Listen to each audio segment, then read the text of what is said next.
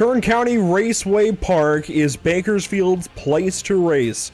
It adds a new pin on a very important map of short tracks on iRacing.com. Not only does it add to iRacing's short tracks, it adds to iRacing's short tracks. It adds to iRacing's dirt tracks and adds the shortest iRacing dirt track we now have on the sim. Thanks for joining us this evening on Pit Stop TV. So glad to have you along for this very wild ride we are about to go on with the EPI Kern County Showdown. This is a brand new racetrack to iRacing in every way that you could possibly imagine, and we are ready to go racing this evening from Kern County Raceway Park.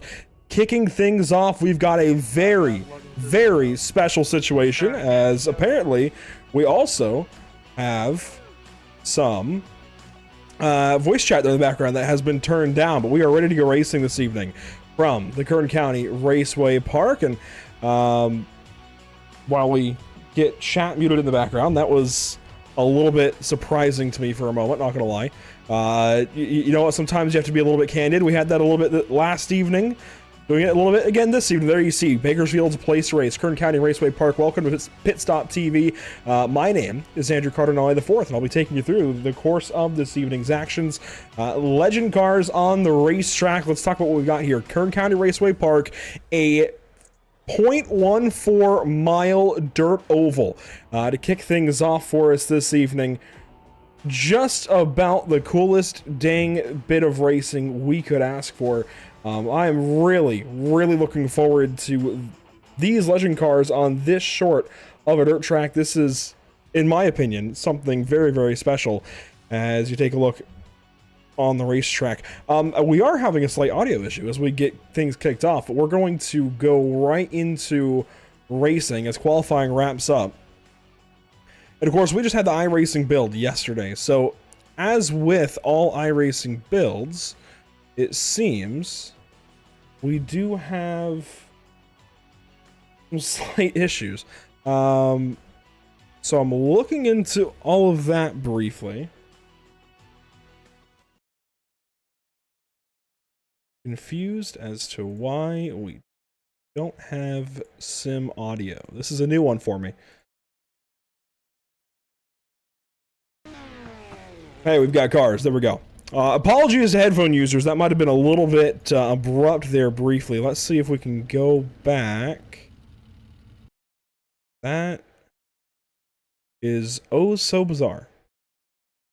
Well, adding to our long list of interesting things with iRacing this week, that's a new one for me. I'm unsure about that, but hey, we have audio. We can get back on the path. We can resume what we were doing. And here we go, turn the music back up just like that, and we're back to normal. Candid live TV moment there for just a brief moment of time, but let's take a look at the track map for this place. And actually, we have two track maps, two races back to back. I'll talk more about that in a minute, but this is the Dirt Mini Oval that we're racing on this evening. Legend cars, dirt legend cars on this tiny little oval inside of another much larger dirt track. Very flat, although there is a decent bit of banking right down at the bottom, and you can actually kind of go up over the cushion top side of the racetrack in these legend cars. And that poor truck, that pace truck, I don't know how it's getting around here, but hey, we are here this evening ready to go racing. Only 2 pace laps. It's going to happen quick. Let's take a look at our grid. On pole, it's Sean English. Starting from the 2nd spot, Tyler Reed in car 58. Starting from the 3rd position, how about Caleb Hall in car 14? Bailey Dutton joins us from the 4th spot. 5th and 6th, Jake Sylvia, Curtis Sutton. 7th and 8th, it's going to be cars 10, Barrick Uphold, and car 39, there we go, James Watson, and the top 10 rounds out like that. 15 cars ready to go racing, and that's how they start off. Legend cars racing on the Dirt Mini Oval at Kern County Raceway Park. We are green and, well, we are yellow, crashing. And there we go, caution comes out just like that. Bit of a hectic start. Week 13 brings about some issues with iRacing, as we have very much found out, and we bring these cars to a halt, waiting on the iRacing.com pace truck to catch up, but a few cars in the back having some problems. We'll take a look back as to what happened with Jake Sylvia and others midfield. There's the number 78 down on the inside, started 5th, got into one car very early, and it all just kind of compounded. One car up onto his lid, that was James Watson. In the number 39, going up and over very early, couple of cars having some massive issues. Let's try to find the onboard here with James Watson. This is going to be a bit of a doozy.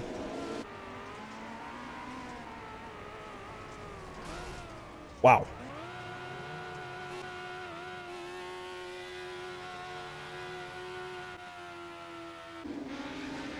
Just like that, we are back green and caution again. Sean English, the race leader, not sure what just happened, but you know what?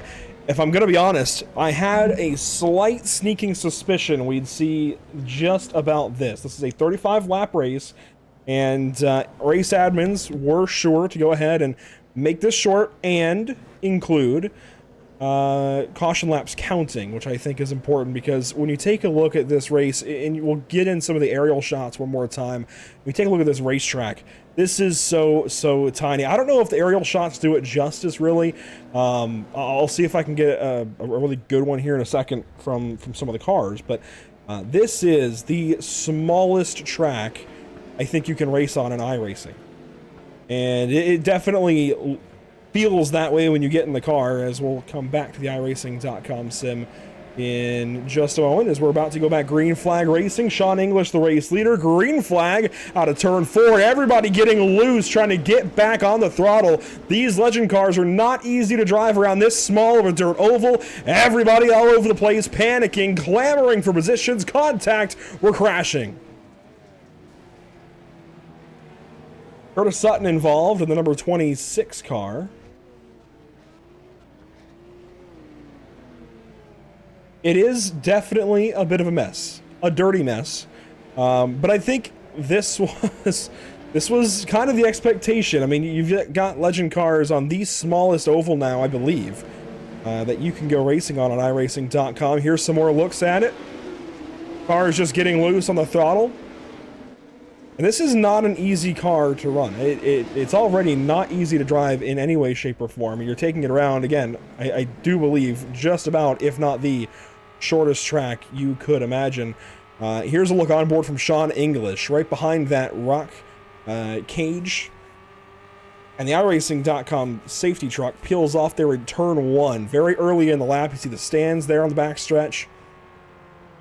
This place is tiny, and everybody's slowing down to a crawl. On board here with Josh Cottle, deeper in the field. The EPI number 13, as it looks like the caution has been extended. And everybody is coming down to a halt. I think James Watson is back with the field. Curtis Sutton was catching up. Caleb Hall is back with the field. And we're about to go back racing. I would like to see a midget race here. iRacing league owners, event promoters, what have you. Let's get a midget race here as we're back green flag, lap 14, now 15 underway of 35. A good start through the field. That was a pretty clean lap to get going. One lap complete. There's some contact in the back, but we're staying racing.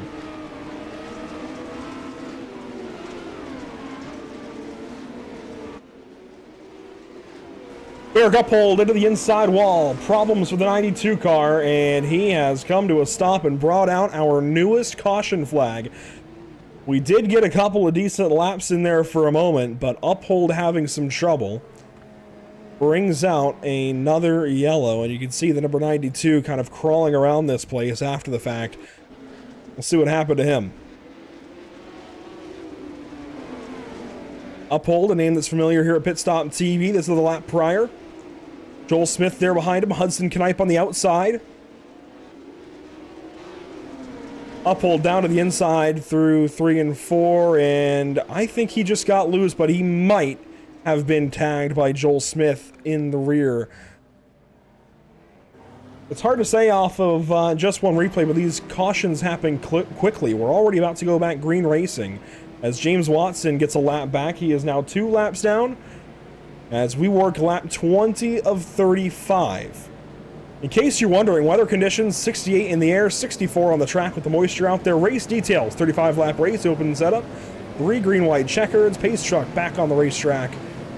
No fast repair available to these drivers. Now, I mentioned we've got more than just one race to watch this evening. We will be racing from the big track here in just a few moments. As soon as this race wraps up, we're heading over to the big track here at Kern County Raceway Park and going super late model racing. But for now, green flag back in the air. Hudson Knipe racing with Bailey Dutton. Hudson into the outside wall, and Knipe's falling back. One car slides. Tyler Reed trying to catch it. He does. 1 lap complete. Contact still, and Dutton puts the Sylvia machine out into the outside wall. We stay racing. Let's keep it clean and green out front as our leaders start to do battle and caution again.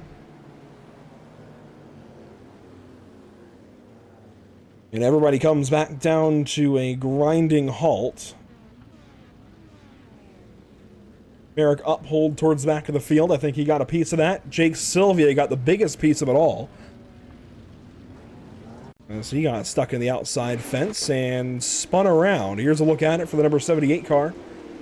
Contact with, I believe that's Dutton on the inside. That's a 50. No, that was Tyler Reed actually that put Sylvia in the fence and caught Josh Cottle along with it. Cottle with a big impact to the outside wall. And everybody left kind of picking up the pieces after the fact as we will be back green racing, I think, next time by. This also brings up a pretty curious situation where we are now into the 10 lap to go mark, meaning we will not have any more double file restarts. It's single file from here. Green flag, back out. Big jump from Sean English.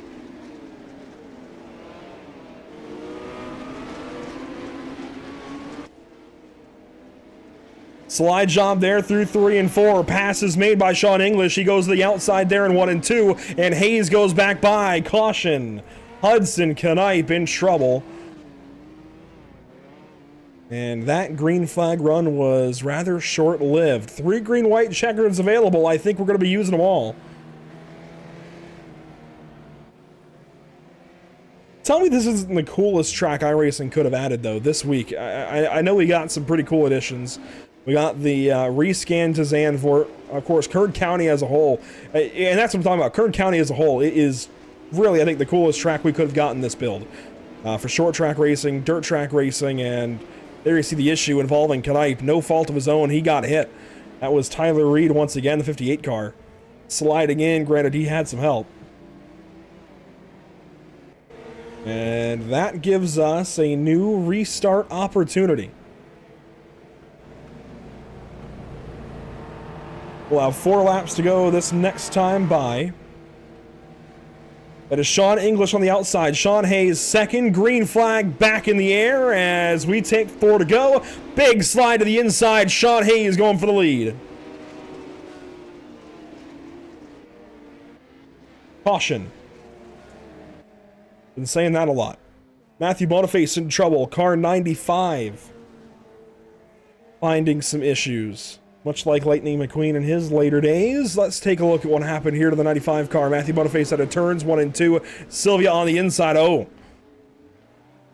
I'd be willing to say Boniface kind of did that to himself ever so slightly. Let's take a look on the replay onboard shot. And yeah, he gets into Tyler Reed in that case. But that poor 58 car has been in the last 3 cautions. That time, I definitely would go as far as to say Tyler Reed did nothing wrong. Let's take a look from the speed shot. Green-white checkered 1. Active for our legends at the Dirt Mini Oval, and the iRacing.com fans are packing the stands. This is, again, really, really cool. And I think, hey, it's week 13. It's much like the official races or unofficial races you would find yourself in the rest of the week. Yes, it's a bit rough. These guys are having some fun. Green flag back out. 2 laps to go.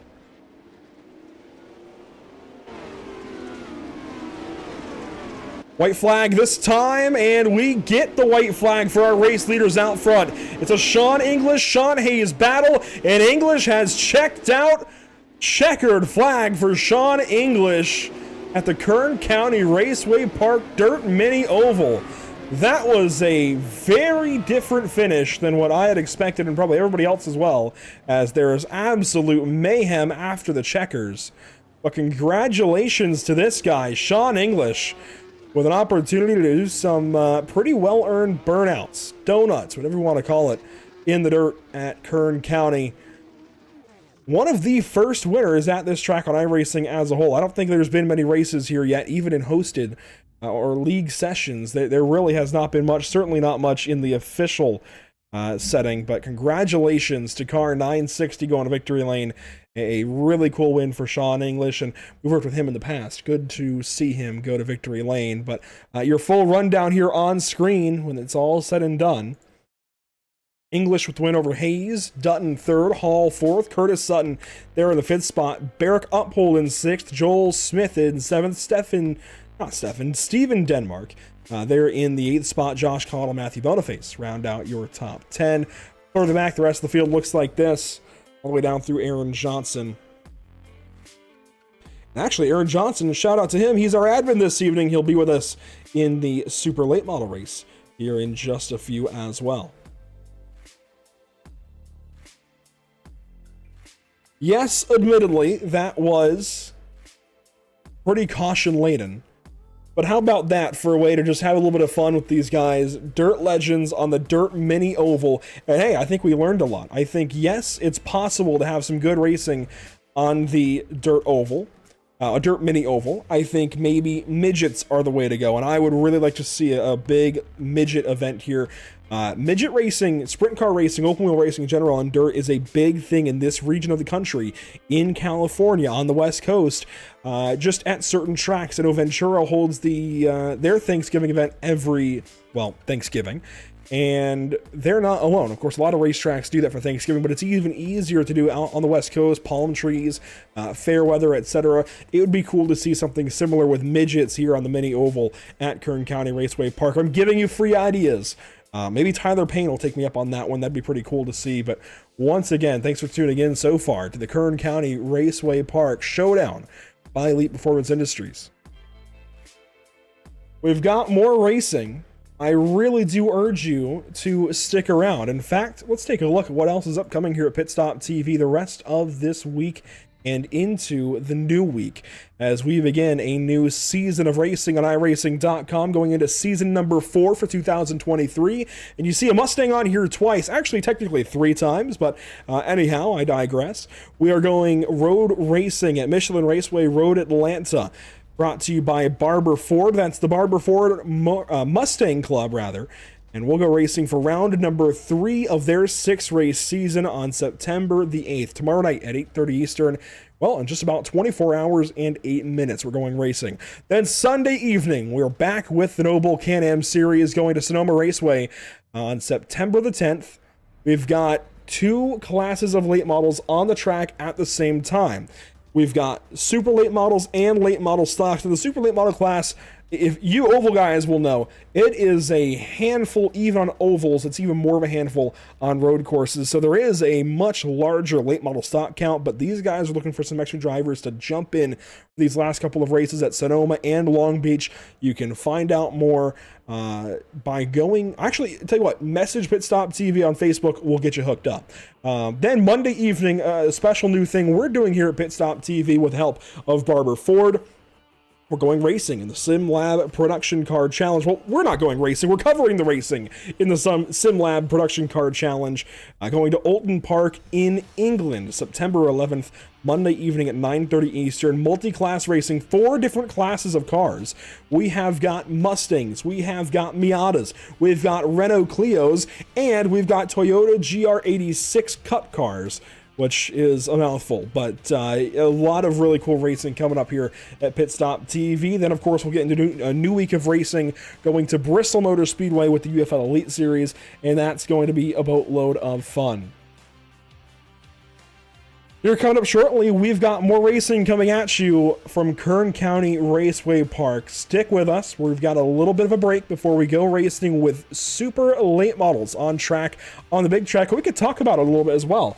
Let's take a look at that track map And you see here, fast iRacing qualifying laps, none. It is brand new. But this is a half-mile paved oval, high banking in the corners, long straightaways, just long enough to really build up some fun speed and go barreling off into the corners. But it is definitely bottom line dominant. It's going to be very, very tough to go anywhere on the top side at this track. In any car, I think, but certainly in these super late models, it's going to be tough to find speed up there. I think this will be a really cool hybrid of Martinsville and Bristol all in one, and I think this will be 100% the coolest short track going forward, at least for a little while. Caleb Hall asking for the Discord. I can do that. Oh, I've been stalling, kind of waiting for someone to come in here. I know Tyler Payne has it, but hey, we can drop it in the YouTube chat there. So Caleb, and hey, I'll talk to anybody here for a moment. I know the initial plan, I think, was for the super race to only go up around, I think, 8:30.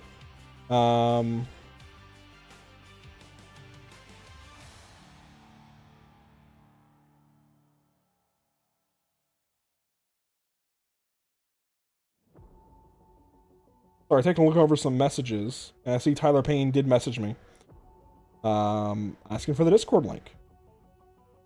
Well, how about that? Anyhow, well, there we go. We see Caleb Hall, Sean English, some others. By all means, guys, hop on in here. Let's talk a little bit about this racetrack and what you guys just went through, because it was a bit of a dirty race out there in the fact that, well, it was on a dirt track. And hey, Sean English, you're in victory lane this evening on the Dirt Mini Oval at Kern County Raceway Park. How's that feel? One of the first ever winners at Kern County on iRacing. Probably the first winner in any form on the Mini Oval. Listen, I'm not going to lie. That may have been the worst race I've ever been a part of. I mean, these cars are already hard enough to drive. Put them on that small of a track. I mean, I set pole with a 9.9 second lap time. That's the magic of it. Yeah, I mean, it's a blast to drive. I just wish we could have had a few more green flag laps to actually see some racing play out. Hey, I think that's pretty fair. I'm going to try to push this Tyler Payne guy to see if we can get some midgets here in the fall. Do you think that'd be a bit better? I think that would be a blast. I mean, I feel like with a little bit of a higher powered car, we might be able to work top and bottom, rather than with the legend cars. We were just, it was a battle to get to the middle. And whenever I was able to get underneath Hayes, I immediately threw the slider and parked it in the middle, because I knew that was the place to be and that was the only shot I was going to have at it. The legend car is particularly difficult on dirt tracks in general. I think shorter dirt tracks around like a quarter mile, I think this is where that would be where this car thrives. But this is even shorter than a quarter mile. This is inside of a 1/6 mile. This is, I think, one of the shortest tracks on iRacing. It just gets a little bit too challenging. But you mentioned higher horsepower with the midget. Why do you think, I've run some laps here already, I'm not sure if you have, but why do you think it'd be better with the midget than the somewhat slower legend car? I feel like with a higher power, it's not going to be so momentum based. I mean, I'm sure you saw, if somebody would over rotate a little bit, it would screw up their whole straightaway and most of the time resolve in a wreck. Where with something with a little bit more power and a car that's actually meant for dirt, I feel like it'd be able to dig more into the racetrack, and you'd kind of be able to actually bounce it off the cushion and utilize that high side with the power that you have underneath you. It would definitely be interesting to see a full-blown midget event here, and I think you would still have to have kind of a car limit, maybe around 14, 15, kind of like we had this evening, maybe even smaller when we get to feature time. It'd be a pretty exclusive thing. But hey, we could talk about hypotheticals all night long. How about this super late model race coming up in a few? Are you partaking, and have you done any practice yet?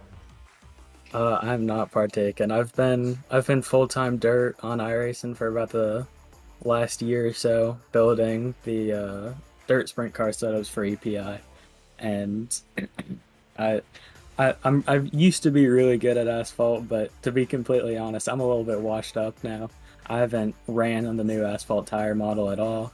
Haven't ran on the new asphalt version of Kern County. I don't think it would play out too well for me. Well, I can tell you it's a lot of fun. I was running with a couple of different cars last night. I think this is one of the coolest complexes we could have asked for on iRacing in general. And Sean, you're the first winner that we've ever seen at Kern County, at least on Pit Stop TV. So congratulations once again. One day removed from the build, and you go out there and win. I know it was kind of a weird situation for you guys, but hey, congrats. Go celebrate. Maybe run some more laps here with, I'd like to see super late models here. Not racing, but hot lapping would be wild. Yeah, that would be a blast. If you don't mind, I gotta thank my man Caleb Hall. I planned on running the race with EPI, but I decided why not? Those guys have been running Dirt Legends for the past season, 2 seasons. I knew I wasn't going to be able to beat them on their own setup. It was definitely fast, and it was definitely a close race between us and EPI, but me and Caleb Hall, we were able to work together and try to piece something that could compete with them. Well, you guys did exactly that. Congrats to you. Once again, in victory lane on this dirt oval for the first time, and 20 laps led out of 38 laps, 37 laps. That's definitely the lion's share. So congrats, and hopefully we're talking to you sometime in the future here shortly. Yes, sir. Have a good one. Sean English in victory lane this evening. Spoken with him before, have worked with him before. Good to talk to him this evening, as we've got a couple of others waiting to talk to us. And I am curious as to one of the waiters in the Discord. But we will grab Caleb Hall and bring Caleb in. And Caleb, that was definitely an interesting race. And Sean gave you a whole lot of credit for working with the setup that you guys ran, but there's not a whole lot you can do when you're taking a Legends car on a track this short. It's really just a matter of go send it and hope. Oh, I agree. I didn't think it was going to be that bad, but yeah, that's just basically what it was. But it is still fun. Week 13, I mean, that's kind of par for the course. It's week 13 on iRacing. If you know, you know. And in this case, you guys still, I think, had shining moments through it all, where this track has a little bit of hope with the right guys and the right set of preparation and maybe the right car as well. I'm theorizing, I think the midget here would be a blast. It probably would be. It'd probably be more well suited than the Legend. Other than that, I'm really not sure. Unless they have like an outlaw kart or a dirt go-kart, we're not going to do much racing on this thing. I think the Legends actually have this on their official schedule, so that should be fun to watch. That's yeah, that is, I agree. I didn't realize that is a breaking development, if you will. It would be interesting to see a kart. Have you run dirt go-karts at all? Yeah, it's the only thing I've done for the past 11 years of my life. And I know Grayson Payne, Tyler Payne's son, is getting into it and becoming more and more of a racer in that regard. I think through Champ Karts now, since they have a cage over them. What's your experience like? Where do you race with those karts? Virginia, South Carolina, North Carolina, like some local stuff, but pretty much mainly like national stuff as well. But I've probably walked past you in the pit area at Big O or something like that.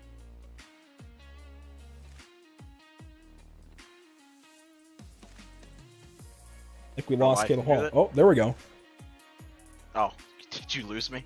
We did lose you for a minute, but I was saying I'm sure I've walked past you at some point in the pit area at Big O or Triple T or some racetrack like that.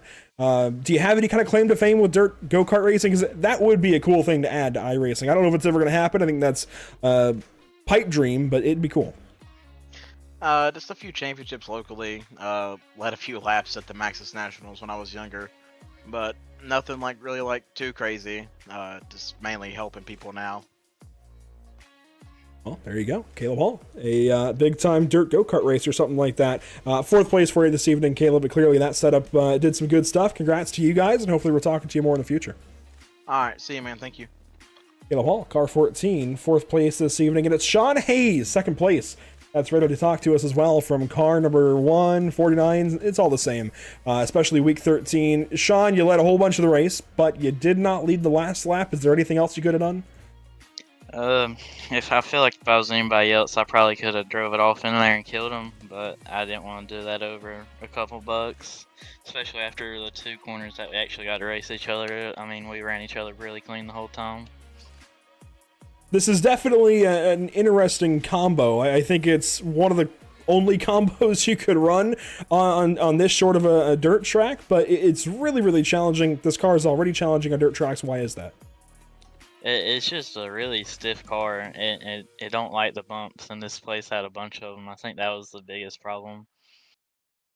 So it sounds like the track getting eaten up, kind of rutted up. Do you think that's something with the new dirt mechanics? I know iRacing's put in a whole lot of work these last few months to try and change the way dirt reacts, especially the way it has moisture and loses that moisture as laps are run. I'm sure that was a big part of it, but like just running this car when the track is at 0, I feel like it's just where the banking comes over from the big track and you still being in the infield. I think that was the biggest problem. Well, hey, I've asked everybody so far about the midget here. Have you turned laps in any other car around this track, especially the midget? My first laps were around this track were in qualifying. Well, I invite you to go run the midget here. It is a bunch of fun. I don't know if you're going to tripod quite like you guys are pulling up the left front in the Legend car. I don't know how you pulled up the left front in the Legend car. That's beyond me already. I think this is a first for me doing that. Yeah, that's that is definitely something I've not seen before, even on a dirt track. But it is a whole lot of fun. Do you think there's at least hope for a midget race, a big midget race, or maybe even smaller car counts, a big Legend race again at some point once there's more time to get a good setup for this place? With the right group of people, for sure. There you go. Having a bit of Week 13 fun, though. Good to talk to you, Sean. Second place. You running this Super Late Model race in a few? I'm sure we'll be somewhere in the field. Well, we hope to see you out there, Sean. Congratulations, P2. And, well, I guess if we see you, best of luck. Thanks, sir. Sean Hayes, second place in the Legend race on the Dirt Mini Oval. Waiting on the session to go live. It should be anytime now that we have our Super Late Model race going live. By all means, if you guys have any questions out on YouTube, send them in. Or any comments, anything like that. It's a little more difficult to read Facebook chat. It's a little more selective of how it likes to load, but we've got more race cars coming up on a different racetrack. You can see it right back there in the corner, the big pavement oval. One more time, here's that track map. Here's the Dirt Mini Oval track map for comparison, and that's definitely zoomed in, blown up a little bit. This place is so tiny, but I really do commend. I know everybody said, oh, this was a really rough race or whatever, but I really do commend Tyler Payne for taking a chance on it, running this race this evening, and paying these guys out, because it was still cool to watch, even if, yes, it was a bit of a caution fest.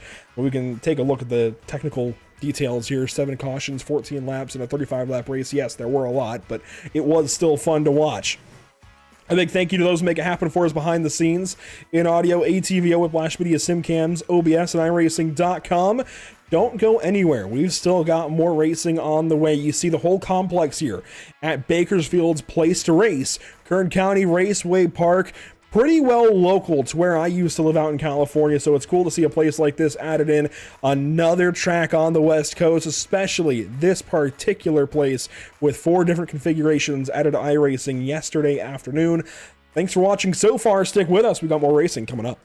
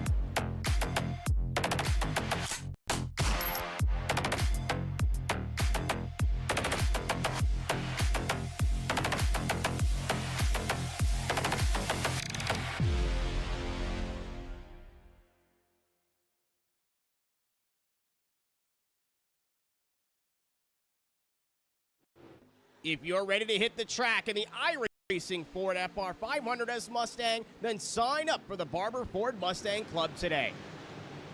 With great prizes from our awesome sponsors, this league is fast, fun, and best of all, free to race in.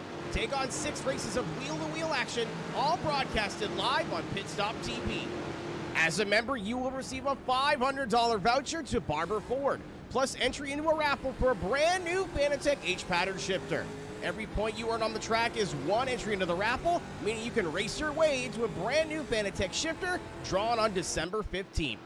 Battle your competitors at Charlotte Motor Speedway, Watkins Glen, Road Atlanta, Barber Motorsports Park, Brands Hatch, and for the finale, Lime Rock Park.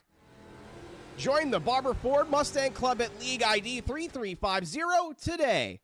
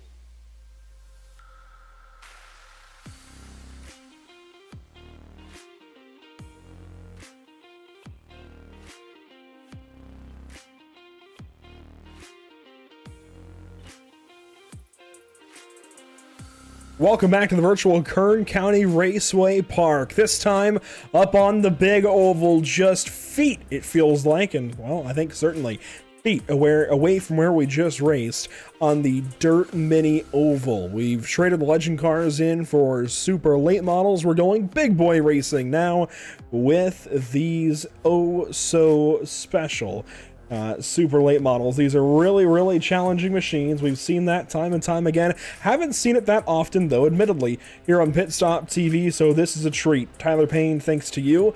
This is more than appreciated, and we're even going to have a special appearance from Josh Parrish's UFL number graphic in the race. Didn't expect that.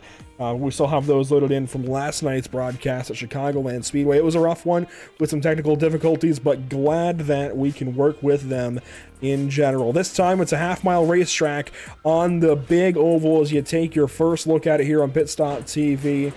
We are so glad to have you watching along. Let's take a look at that track map we had up just a few moments ago. Back up again. No fast laps. It's brand new. First time racing here with super late models, I think, in any organized capacity on this full paved oval. Really high banking in the corners, really wide corners as well. A lot of racing room, but you really are fighting for that very bottom lane if you can get it. The pit lane, bit of an odd shape to it. You really don't take that full track out to the outside. It's interesting the way iRacing maps it. You really do go a lot closer to the actual outside, I guess, the racetrack, but we went with iRacing's track map path on it just because that's what iRacing says. It's what's technically official. It's not quite what you end up using, but we go with it here this evening at Pit Stop TV. Let's go down trackside, take a look with these drivers on the racetrack and see what they're doing. Josh Cottle, part of a pit party, rolling out onto the racetrack. Perfect look here. Let's ride on board with Josh Cottle. Telemetry up on the bottom right to take a look at what it's like to get behind the wheel of a super late model at Kern County Raceway Park. He's going to take it way out to the outside of the racetrack and cut back down to get a good run here. A mock qualifying run, it looks like, for Cottle as he whips past the start-finish line and into turn number 1. Not a whole lot of steering angle, all things considered. He's got a pretty fast steering box in the car, it looks like. And doing a lot of the turning with the brakes, as that will wrap it up for his run. He pulls out to the outside. Chase Robertson quick this evening. You saw Cade Brown go to the top of the board, and fresh winner of the Bobby Isaac Memorial at Hickory Motor Speedway. Hudson Knipe in the field. A lot of really cool drivers joining us this evening as we take a look all throughout. This is going to be a really, really cool race, I feel like. The first good look at things with the super late model here at Kern County Raceway Park. There's a look at Blake Thronberg. Matthew Boniface here as well in his signature number 95. Tanner Burge out there in car number 35. Bailey Dutton making the switch over from the Legend car to the Super Late. Here's a look at Steven Denmark. How about Philip York in car number 097 from Carolina? Jacob Wilson out of the Virginias. Justin Bullock out of Michigan. Jake Sylvia out of New England. Kyle Meyer, hey, he got the power turned back on. It sounds like there were some storms happening out in his area of the Virginias, and sure enough, he got the generators running, it seems, and got into the sim this evening. Good to see Kyle in the field. Elliot Carlson joining us. That's a cool looking car. I like what's going on there. And that's it. Practice being advanced. We are going on into the race then. Well, not the race, actually. We got qualifying first up. And hey, this is something we don't always get to do. Run along with these guys in qualifying, nearly 20 cars. Let's take a look at who's first onto the track. It looks like first out will be the number 2, Hudson Knipe. That said, he is far from alone. A lot of cars getting out there right away. Weather conditions as we open up qualifying. Here's a look at them. 94 degrees the track temp, 67 in the air. It's not a very hot day in sim, but the track temp is certainly up there as Hudson works down the backstretch now. First flying lap. Let's see where he can put the number 2. First lap complete in qualifying goes the way of Hudson Knipe. He's technically quickest. We'll see how that changes as more cars come across. Lap 2 abandoned. Hudson Knipe hard on the outside wall. Philip York now getting out there. Steven Denmark second quick. He crashes lap 2. Josh Cottle straight to the top of the board. Lap number 1. Josh Parrish quick as well, but he abandons lap 2. Here's Tanner Burge. He'll come around to complete lap 2 of his qualifying run.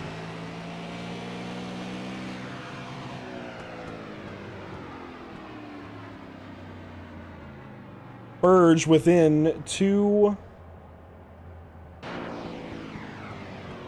Sorry, Burge within 2/10 of the pole. There's Bailey Dutton.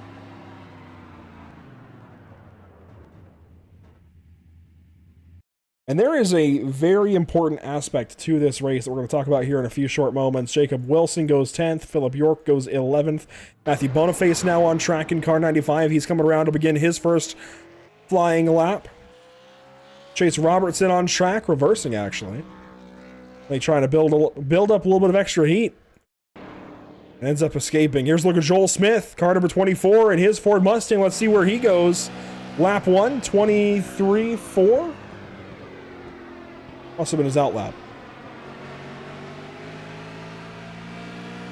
Actually, here comes lap 2. So that was lap 1. Might have abandoned that first lap. Here's lap 2. The one that's going to count for Joel Smith out of turn number 4 to cross the line for his qualifying run. A 17.580. That's good for 6th. Not quite top of the board as now Parker Traves goes to 4th and bumps that 24 car down a notch.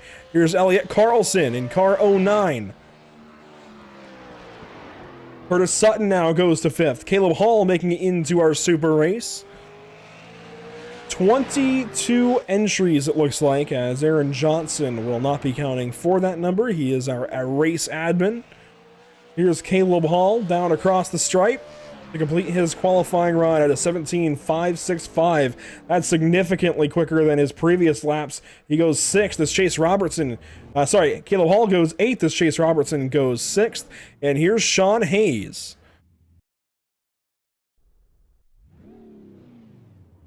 And Sean will be the final car to go out and qualify in this qualifying session. So let's ride on board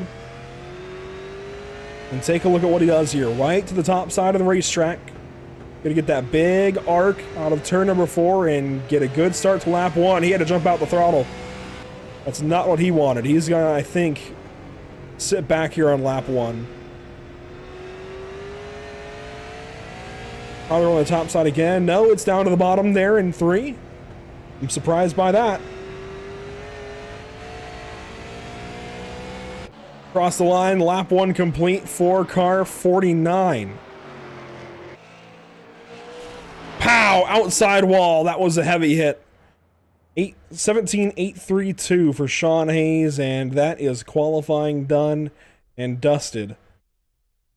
Sean Hayes, the only driver outside of the top 10, it looks like, except for Josh Parrish, to not complete his run to its entirety. Let's take a look once again at this track map and talk a little more about it. We've now seen turn 2 be the trouble spot for these guys, trying to stay on the throttle, not enough grip to come up out of the corner. There is a lot of banking in the center, but I feel like it's a more gradual kind of push to that banking in and out of the corner, less aggressive of a transition in and out of the corner. Maybe that's kind of what it looks like. I mean, these guys are having some big time trouble for sure. Something's got to be going on for them. There's a few seconds left in qualifying. A big shout out to our partners here at Pit Stop TV, Whiplash Media SimCams, ATVO, and CC's Business helping us out. Qualifying coming to a close. Let's take a look at our Whiplash SimCams race details. The 50-lap race open setup. No change tires. 3 green-white checkers available. And no fast repair. Going to be pretty much a hardcore race for these guys. I don't know why I have 50-lap race. It's a 100-lap race, not 50. Hang on. Let's change it. Let's get the official look here. 100-lap race. I don't know where that 50 came from. It's a 100-lap race for these guys. It's going to go on for a little while. No change tires. That's going to be a challenge. Race details out of the way and mentioned. Let's take a look at our starting grid. On pole, car number 13, Josh Cottle. He is so good in these late models for EPI. He'll be starting from the top position. Starting second, it's Hudson Knipe. Starting third, how about Cade Brown? Big time winner recently out at Hickory Motor Speedway. Parker Traves starts to his outside in row number 2. Curtis Sutton, Chase Robertson, that's row number 3. Sutton down on the inside in that Rackley Roar number 26 car. Then Blake Thronberg on the inside in the Napa number 16 will start from 7th alongside Caleb Hall in the number 14. Inside of row number 5, it's Steven Denmark, and the number 8, looks like on this car, is the 88, but Joel Smith, that signature blue and yellow 24, hard to miss as he starts 10th. Josh Parrish rolls off from 11th. Matthew Boniface in his signature number 95 will start from 12th. Tanner Burge and Elliot Carlson, meanwhile, roll off from row number 7. It's Bailey Dutton further back in 15th spot. Jake Sylvia joins him from New England in the number 78 car from 16th position. And finally, getting towards the back end here of our top 20, Justin Bullock in 17th. Jacob Wilson there in the 18th spot in car 51. And to round out your top 20, Sean Hayes and Philip York back through row number 10. That leaves just one row left to go. Christopher Pello in car 15 and Kyle Meyer, unfortunately slowest qualifier of the bunch this evening. Car number 88 has got some work to do. Inside of the car here with Kyle, and the driver's eye perspective, this is what he's got to look forward to. 21 cars ahead of him as somebody doesn't get launched, and it looks like it was Elliot Carlson late to the ignition, but he gets rolling now. And our whole field gathers up on the backstretch. Pilo. Okay, Christopher Pilo.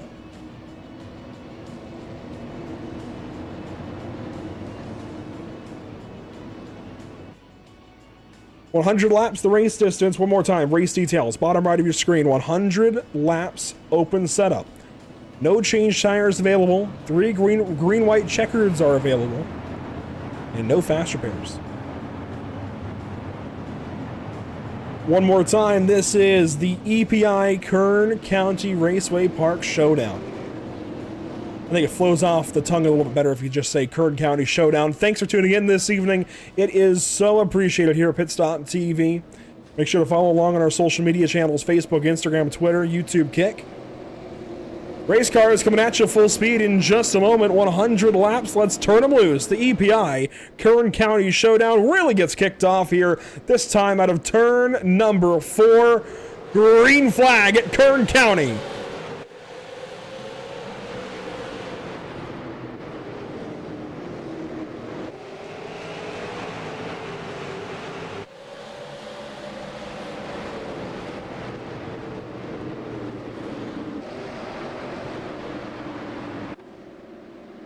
Caution, lap number 1. Looks like Philip York possibly involved. Christopher Pilo, last place. He's got some damage.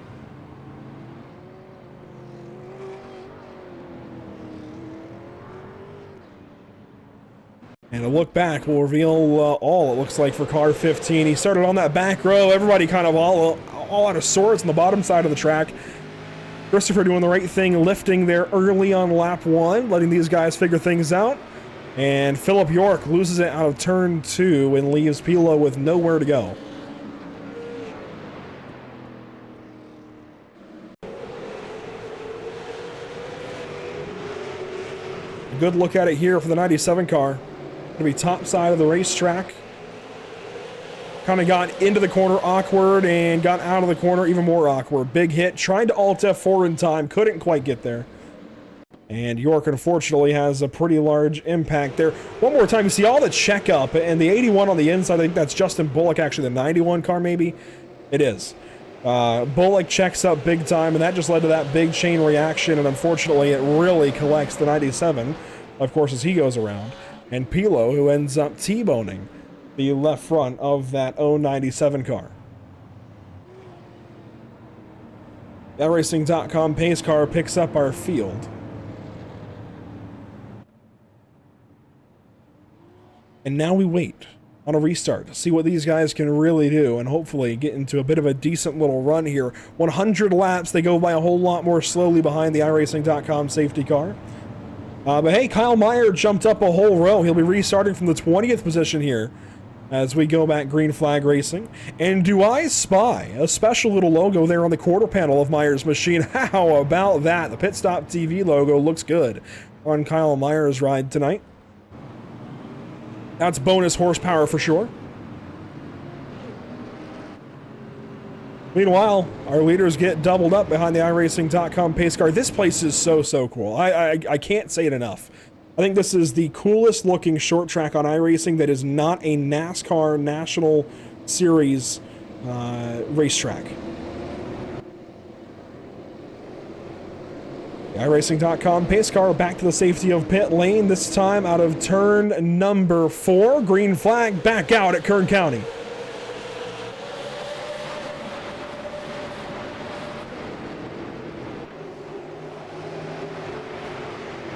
Rewind lap 4, 5, 6, whatever it is, and big crunch to the outside wall for a few of them. We stay green. There was a lot of contact there to the outside wall. I'm surprised nobody crashes, and sure enough, somebody did. Matthew Boniface around out of turn number 2. I was going to say, there's no way that goes green. Matthew Boniface in trouble in the back. We'll take a look as to how that happened. Right on board here with car 95.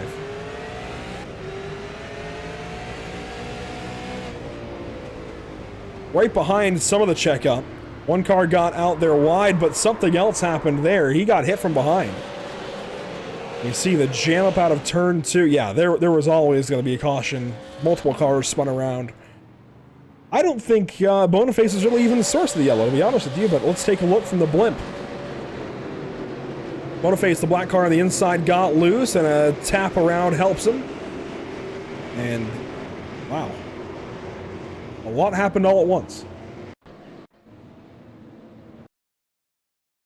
Something happened there with Joel Smith. So we'll start here, and it actually starts ahead of him, but we'll ride on board with Joel and kind of see what happens. One car got out wide and crunched the outside wall big time. Was that Caleb? That wasn't Caleb Hall. I think that might have been Parker Traves. In the number 60, they got out wide. They got into the outside fence. Regardless, the field doubling back up, going back racing, I think, next time around. One more caution lap, it looks like, is complete for these drivers. Slow moving so far. A few cars, though, into the pits, as you might expect, after some of those big hits to get this race going. There's a look at Sean Hayes in the pit lane. Christopher Pilo now leaving the pits.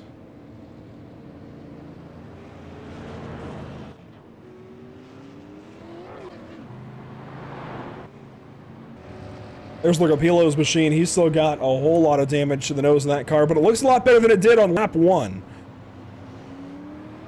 Joel Smith back down to the pits, trying to take some repairs to see all of the nose damage to that 24 car. And he'll head back out. Parker Traves also in the pit lane taking repairs.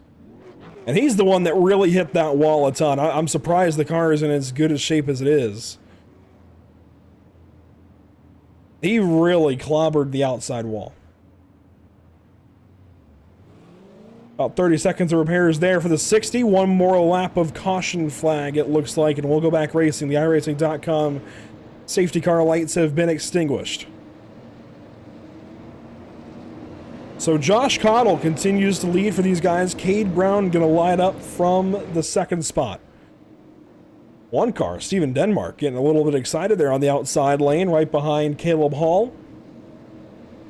A lot of guys, a lot of varying experience across all forms of motorsport, getting ready to go back green flag racing here in the EPI Kern County Showdown. Waiting on the green flag this time out of turn number 4, lap 11. Becomes lap 12, we're back green.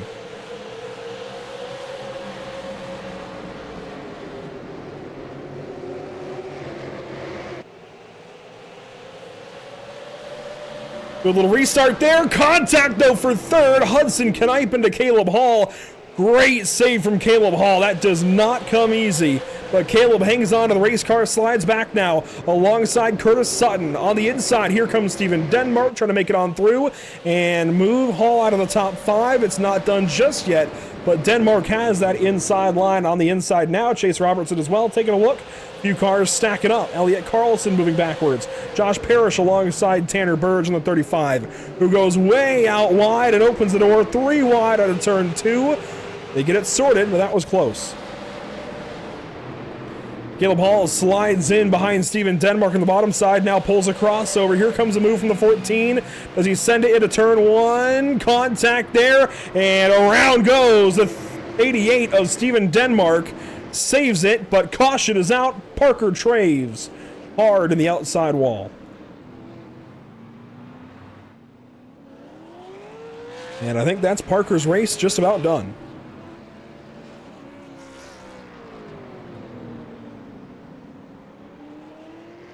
I'm not going to say he's out of it yet, but that's at least going to make it a whole lot more difficult. Watch here from the tower. Traves a little ways behind it. It really is a result of Steven Denmark's contact from Caleb Hall. Hall sends the 88 there to turn 1. They all stack up trying to avoid. And it just got out of hand. I mean, Parker Traves ended up in the outside wall really, really hard, and that didn't even show it.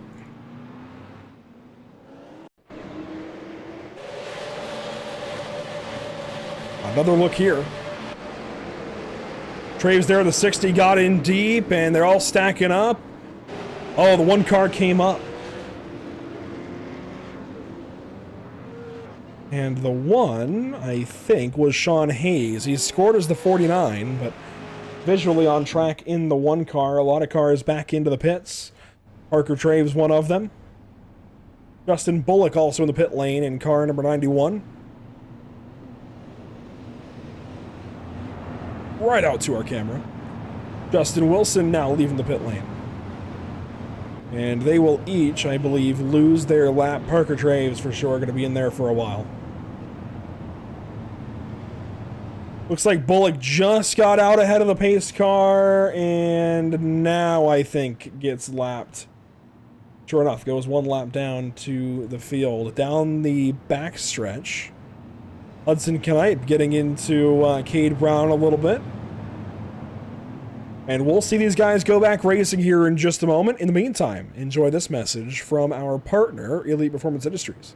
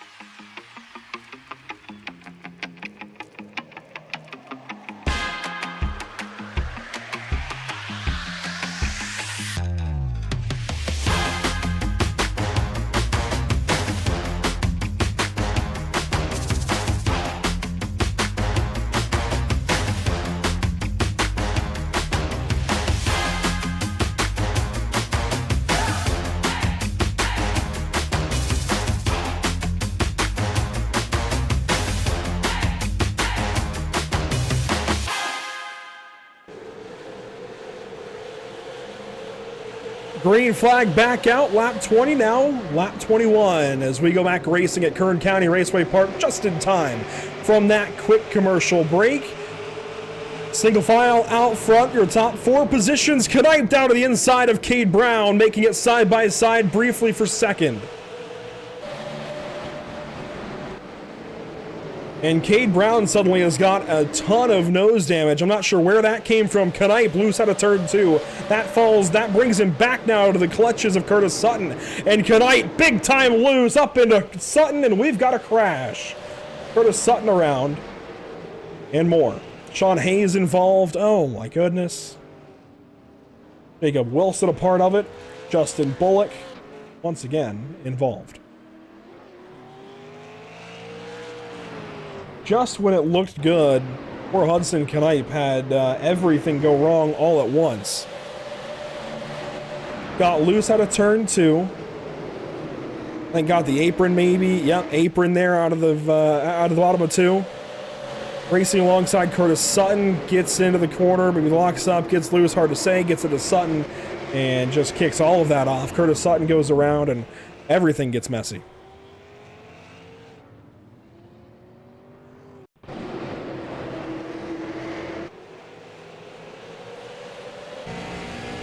On board here with Curtis Sutton on the inside there. You'll see the two car got loose.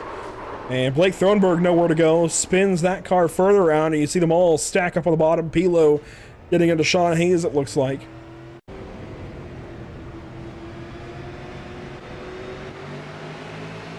On board here for Blake Thronberg. I'm not sure what went wrong for Hudson Knight on the bottom, but he just missed the bottom entirely. Got loose. Really, really big problem for Hudson on the inside. Here's the driver's eye perspective. That's where he gets loose out of two, catches it, good catch. And then watch down here at the bottom of the corner. Really, really free.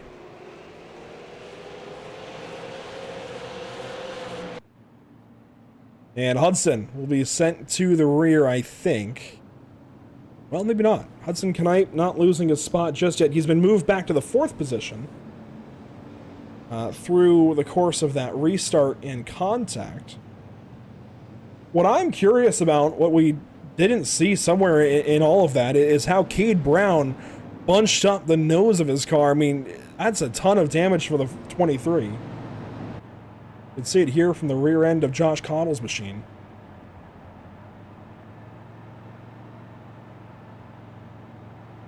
But thankfully, I don't think it's going to affect him too much, as everybody's kind of moving around, checking damage, trying to help each other out, it looks like. A few cars are out of the race. Bailey Dutton, Parker Traves, Philip York have parked it. Jacob Wilson is 1 lap down and does have damage, but will take over the 19th spot here from Bailey Dutton in just a moment.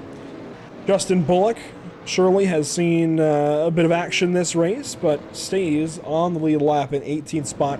Curtis Sutton even, not too much damage in all of that.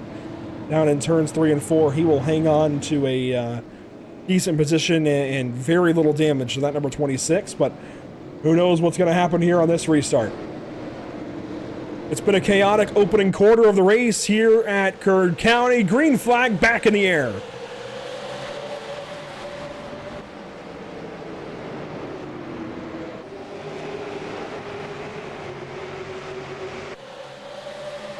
Three wide to turn 3. What's going on in the middle of the field? Cade Brown way up the racetrack. Hudson Knipe. Oh, big crash. Saw that coming. Massive accident on the front stretch at Kern County. Cade Brown is parked up on the inside wall. Oh boy. Caleb Hall involved, and Cade Brown is going to be done.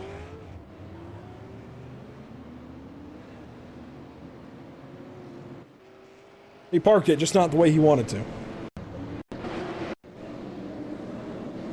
One more time this whole restart. Watch Cade Brown on the top side. Really, you got to watch the black and orange number 2, Hudson Knipe. I'm not sure what has gone wrong for him, other than yes. Now Brown got loose. That made it 3. Cade Brown though giving up some spots. Hudson Knipe got in the corner, got loose again, and then comes down the racetrack and squeezes the 16 of Thronberg. And they wad up afterwards. Caleb Hall nowhere to go. Oh my gosh.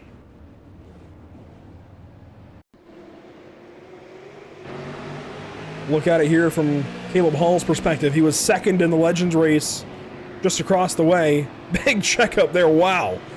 Boniface checked up big time. Hall thought he was through it, and then Cade Brown on his nose. Oh my.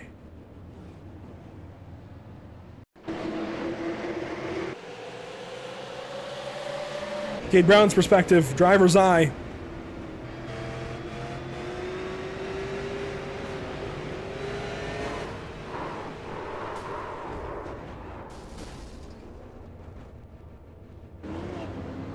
Sir, you can't park there.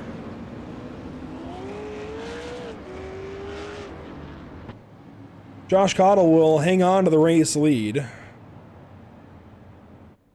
and continue to control this race. He's got the restarts on point. However, that last restart might have been a little bit shaky for the 13 car. That said, now those main players of Cade Brown and even, well, Hudson Knipe now is going to be right behind him, but that single crash really affected the field. Caleb Hall out of the race, Cade Brown out of the race, Curtis Sutton out of the race, Blake Thronberg pretty well out of it. He's in the pit lane. He's not done yet, but he's 2 laps down and counting.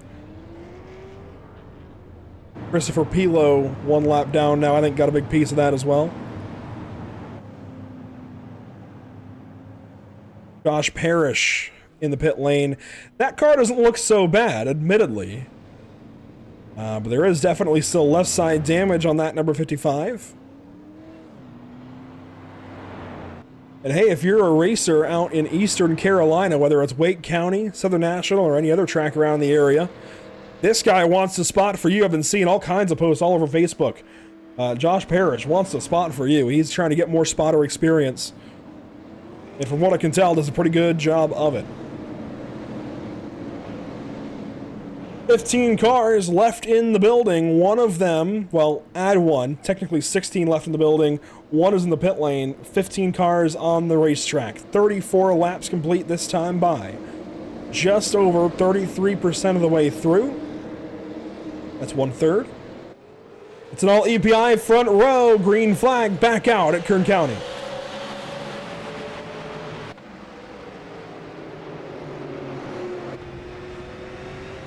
Chase Robertson, big restart, launches and hangs on to second spot. It was a really big restart from Josh Cottle. Decent, really good EPI choreography there on the restart as here comes the 78 of Jake Sylvia.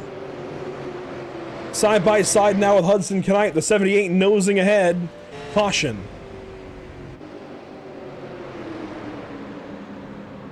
Tanner Burge in trouble and already towed the pit lane. It'll be a big set of outside wall contact for the 35. Watch along here. Racing with Sean Hayes as we got this restart underway. Hayes there on the inside. Burge outside. Contact between the two. Kyle Meyer watches as the 35 plows up the outside wall and tries to take out our speed shot. And eventually, oh! Sir, you can't park there.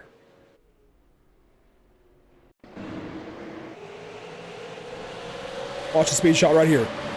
He tried to take it out. Not quite.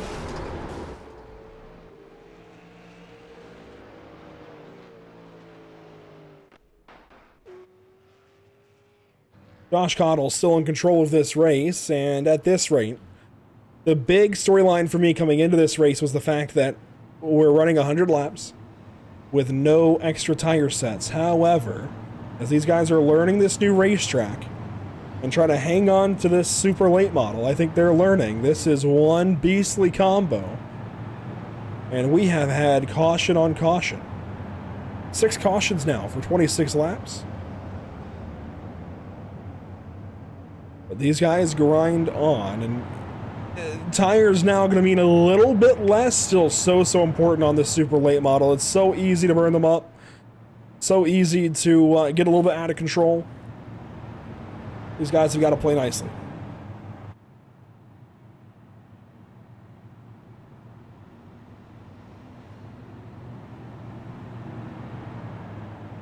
Well, hey, we appreciate you guys watching thus far.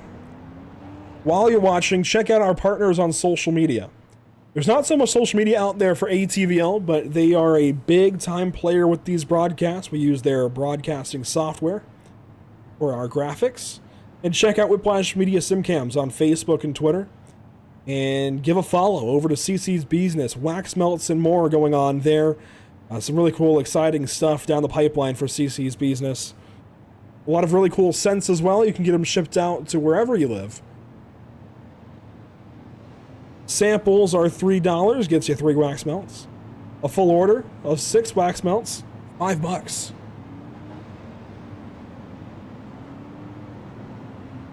Bunch of new fall and winter scents coming in. I think I said flavors before. I call them flavors all the time and get in trouble for it, but lap 40 complete. We should be going back green flag racing this next time by, and sure enough, the iRacing.com safety car lights have been extinguished. It'll be 59 laps to go this next time by. The iRacing.com safety car, best seat in the house.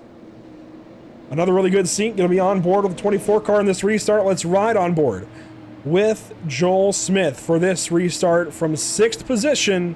Right behind Hudson Knipe. What could the 24 car do? Green flag back out.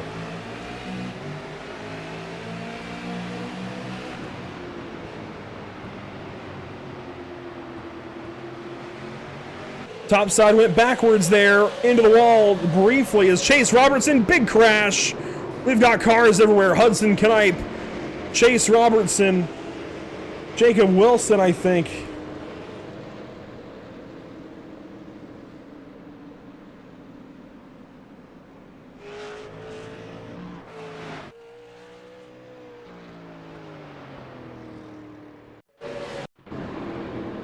Chase Robertson here out of turn number 2.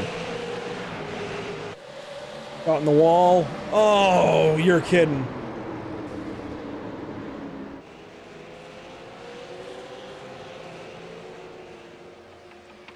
Well, the iRacing gods giveth, the iRacing gods taketh.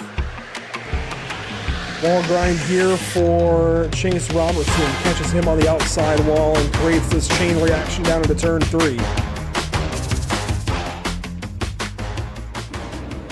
Unfortunately, it also collects Steven Denmark. Watch this on the backstretch. Oh my goodness. That's beyond unfair to Denmark. I really hate that for him. Right on board with the 8 car, if we can get the on board. We won't get it. So, hey, race leader is pacing around the field. Chase Robertson in the pit lane. It's a lonely place down there currently. He's the only car in the pits. Hudson Knight took some damage. He falls back to the 5th position.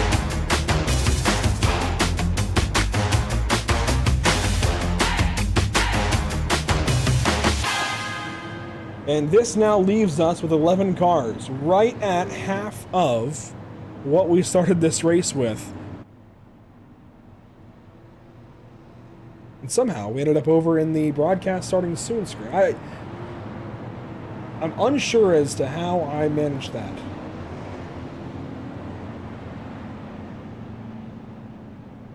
Like it happened out of a replay. I can't blame that one on the build. I think that was an errant keystroke somewhere. I'm not really sure how, but lap 46. We continue on. Now, admittedly, and I'm gonna make sure to think through these next few words. Admittedly, this has become a bit of a grind for these guys. However, I'm going to put the onus on the drivers.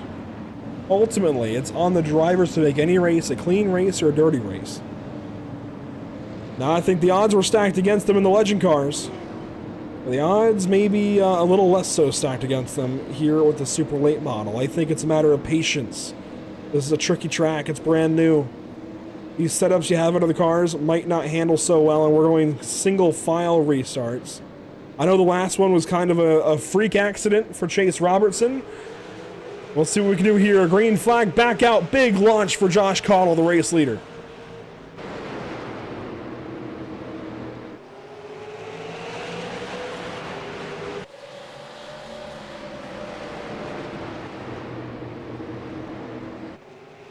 One lap complete from the restart. Sylvia putting pressure on the number 13 out front. Shane Hayes now up here. Sean Hayes, rather, not Shane. We got 2 Rocket Race Lap Firebirds up in the top 3 now as Hayes puts some pressure on Sylvia.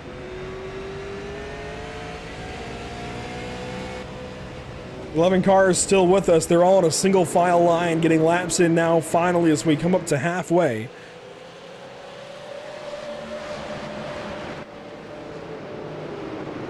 Kyle Meyer starting in line behind these guys. He's had a bit of a rough race. He now finds himself in the 6th position, watching along as Hudson Knight follows Joel Smith, Sean Hayes, and Jake Sylvia. They stagger a little bit there in 1 and 2. Joel Smith finding a little bit of trouble and now moves down to the inside of Sean Hayes, looking for the 4th spot. No, 3rd spot.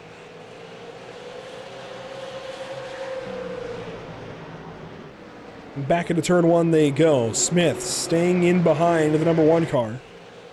Not finding anything just yet as Knight gets the fence, Meyer gets the fence, and they all kind of back up. This could be fun back here from 6th on back. Meyer, Bullock, and Carlson.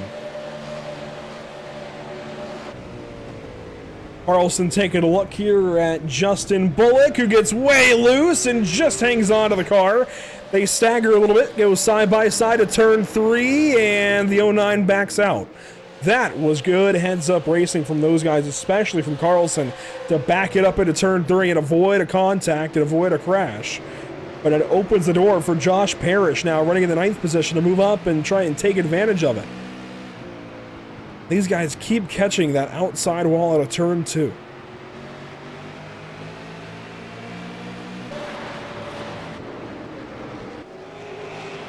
Race leader starting to pull away. Josh Cottle opening up a gap over 2nd place. In the fence there, I think Sylvia as well. And he gets the inside. Oh, here comes Sean Hayes. Inside move on Jake Sylvia. Sylvia now pressuring him into turn 1. Squeezing him down and contact. Sends a 78. Sideways caution.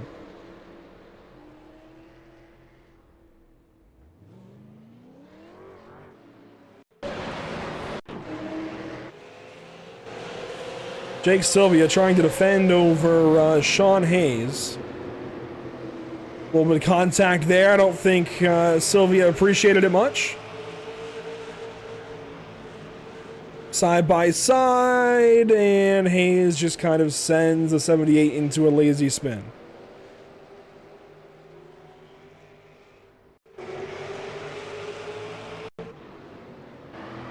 From the rear end onboard of Jake Sylvia, I wonder how this is going to go. Hayes has been sent to the rear, a little bit of contact there. Sylvia definitely didn't appreciate it, comes down a little bit, kind of crowds him into the corner. And then contact there in one, and around goes the 78 car. Having to watch the field go by. That, of course, puts Sean Hayes to the rear of the field. Sylvia comes in. Can't take any tires, but make sure the car is repaired if there was any damage.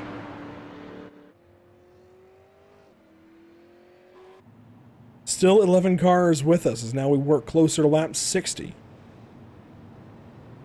One car pitting, Justin Bullock into the pit lane. A bit of a surprise there, I'd say. And he'll head back out. Short stop, I think taking some fuel. Well, as these guys work closer to another restart, it could be one of the final ones this evening, if not the final one. Stick with us here at Pit Stop TV, more racing to come.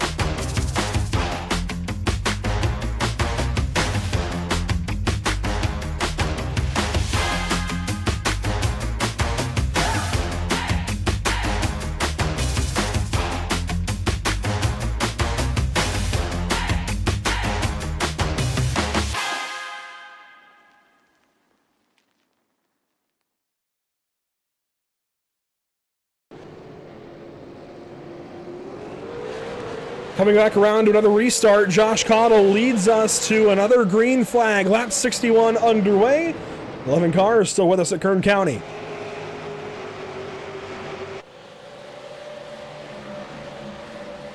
A big jumble in the back of the field. We stay green. Everybody pointed the right direction. One lap complete.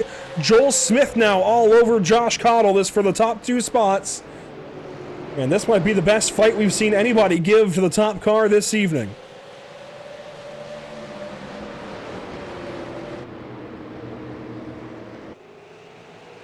Smith through 3 and 4, looking really, really nice on the inside line. Poised, I'd say, is that Ford Mustang. On board with him now. A little bit of wall maybe out of turn 2. These guys have had trouble with that all evening. I wonder, and we can watch here, I wonder if the rear is keeping up with the front, or if the front's trying to keep up with the rear. Basically, if he's loose or tight out of the corner, as Cottle misses the bottom. Out of turn 2. Looks like it's definitely some right-hand corrections, like the rear is trying to come around a little bit more. Maybe a little free for the 24 car as he works up in the second spot. Kyle Meyer now in third. Josh Parrish in fourth. And the cream is rising to the top. These EPI guys are making headway. And now problems. Car 2 in the outside wall, and Hudson Knipe will opt to park it. As somebody revs their lifted Carolina squat in the background. I don't, that was, I've got headsets, and I do mean headsets on. When I hear it exhaust through the window and through my headsets, that's maybe a little aggressive. Here's the moment for Hudson Knipe, loose, tagged by Carlson into the outside wall, and Hudson decides to call it quits.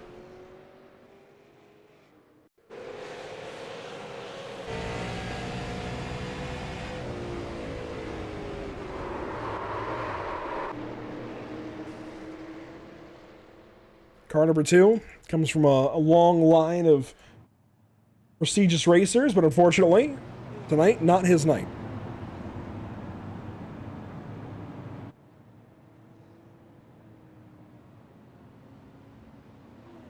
Carlson being sent to the rear. He will drop down to the 10th position now as we hit the 2/3 mark through this race. In case you're keeping count, weather conditions have stayed, I think, stagnant, staying at about 94, 95 degree track temps. And that's hot for these super late models. I mean, you see track temps like that in the southeast, especially considering the fact that we're only at about 67 degrees in the sim, in the air. That's not all that unrealistic or unexpected, I think, given the current conditions, but it's still warm.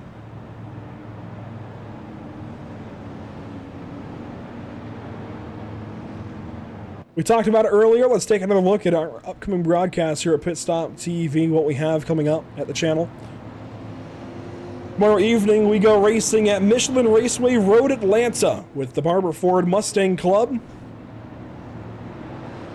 Basically, a full spec series of nothing but Ford Mustangs as they go racing for round number 3 of their series. A brand new concept there. Should be a lot of fun. Then Sunday evening, we go back at it with the Noble Can-Am Series, heading out to Sonoma Raceway. Not too far from here, all things considered, when you're going cross-country from California to Georgia rather, then back to California, then across the pond to England for Oulton Park on Monday evening as we bring you this season of Sim Lab Production Car Challenge Racing. That all being said, we're back into the restart zone. Green flag back out on lap 69, now lap 70. A nice restart for Josh Cottle as he pulls away, and now side by side, Sylvia takes a spot away from Matthew Boniface. Green flag back in the air.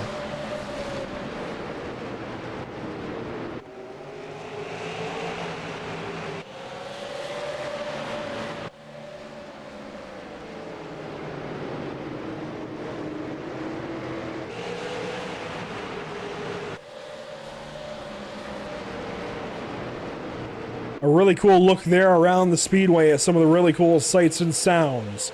A couple of laps now complete from the restart. You see your top 4 in line. They're all EPI drivers. Cottle, Smith, Meyer, Parrish. Then you find your first non-EPI driver in Jake Sylvia back in the 5th position. RKM set up shop on board that machine. He got by Matthew Boniface with ease. And Sylvia now on his approach to the rest of the top 4. There has been a little over 24 hours, call it maybe 30 hours of prep time for this race. That is it. And I will say, I think you can tell these guys are definitely dealing with some challenges. This is a very challenging racetrack. And maybe, by some accounts, underappreciated in the amount of challenge that it's given these guys. And it does seem like maybe there's some uncertainty with where the wall should be. But what I'm certain of is we've had good racing this evening, even if Barney the Flagman is not in his flag stand. I'm not sure where he is. Our top 3 under a blanket. Cottle, Smith, and Meyer. Josh Parrish falling back a little bit. And he'll now do battle with Jake Sylvia. This could get fun for 4th position on board from the back end of Parrish's machine. Sylvia grabs the outside wall out of turn 2, dives now into 3. And the field spreads out once more, especially in the back. These guys are really getting spread out, losing touch. Well, I say that, and Bullock kind of pulls back up to Boniface. I think once they get through Boniface, who's got a lot of damage right now that he's trying to fight, once they get past the 95 car, they'll probably spread out because Bullock definitely looks faster than Hayes. Hayes looks faster than Carlson, and Carlson definitely is faster than Wilson. Bullock loose, just hangs on in the 81 car. Great save there from that Chevrolet. Here comes Jake Sylvia, though, back on the 4th position. Trying to pressure one Josh Parrish into a mistake, and that doesn't come easily. There it is, though. Maybe an opportunity to go to the inside. Does he take it? Yes, he tries. Not quite there. Not quite alongside. Parrish squeezes the 78 like a zit and says, nope, you're not coming to the inside just yet.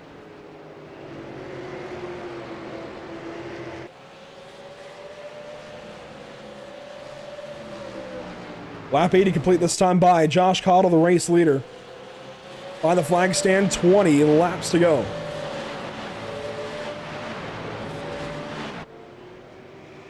The overhead view, they're starting to get more and more spread out in the front of the field now as well. And would you look at that? Josh Parrish starting to set sail and get back away from the 78 car. I think he's got more left in the tank. I think he's struggling. He's got some damage. It could be a little tough to turn that car right now. But I think he's got more left in the tank than we were giving him credit for initially. And how about Matthew Boniface? He's been hanging on over these guys for laps on laps now. I mean, Bullock has been there for a while. And Boniface is unwavering. We're used to him being really, really strong in legend cars. But a super late model is a big, big jump. And Boniface taking it like a champ right now as Bullock continues to try and work on him. This is the onboard view from Bullock's machine. Contact sends him around. Boniface up the racetrack. And the driver out of Florida brings out our newest caution flag inside of 20 to go. And my gut tells me that there is going to be a certain 91 car headed to the rear after that one. Bullock maybe getting impatient inside of 20 left. Trying to get by the 95 car. The inside here, not quite there. Some netcode helps. And around goes the number 95. It was close. They barely made contact down in turn 3, but sure enough, there was contact. That sends Boniface at the racetrack and brings out another caution flag. Josh Cottle continues to lead. He's led every single lap so far this evening. All 84 of 84 complete, has not left that top position once. In those 84 laps, we've now had 10 cautions for 44, now 45 laps. And while that has been a challenge, I think now these guys have really broken into the tires a little bit. They've done multiple heat cycles. They got a few good laps of racing there finally. And they got them back to back. They raced, they had a caution. They raced, now they have a caution again. And we will have somewhere around, would it be fair to estimate, 13 laps left at the drop of the next green flag. We'll have 14 here. So the iRacing.com pace car does. Lights are off. Stacked back up, double file. An all EPI top 4. Jake Sylvia breaks things up in the 5th spot. That is Sean Hayes, Elliott Carlson, Jacob Wilson in the 8th position, and finally, way back there, Matthew Boniface, just ahead of Justin Bullock, who tries to get the tires cleaned off. He's got a lot of work to do from 10th position on the inside, stacked up behind the longest line. It's the Kern County Showdown. Green flag back out from Kern County. 13 to go.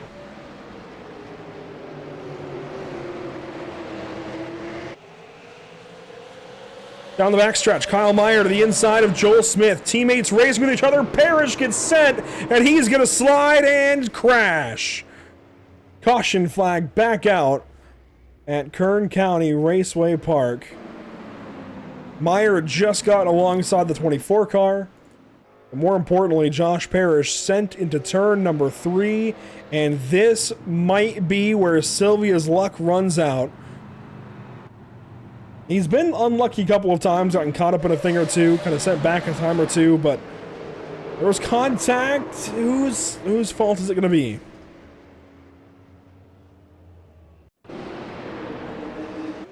Plenty of contact between the two. Let's see what happens here from high above. Kind of drive into each other a couple of times.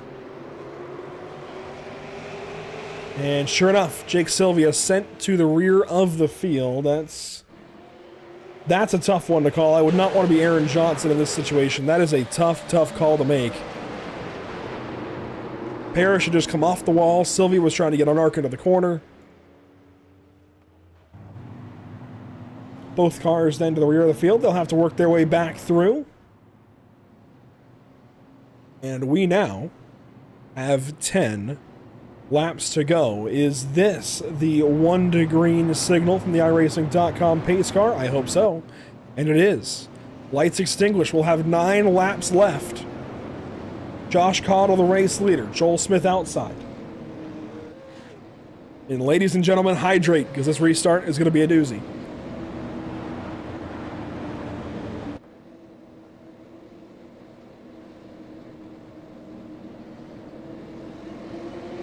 Nine laps remaining, this time by out of turn number 4. They get lined up in 3. Sean Hayes now to 4th. Green flag back out at Kern County.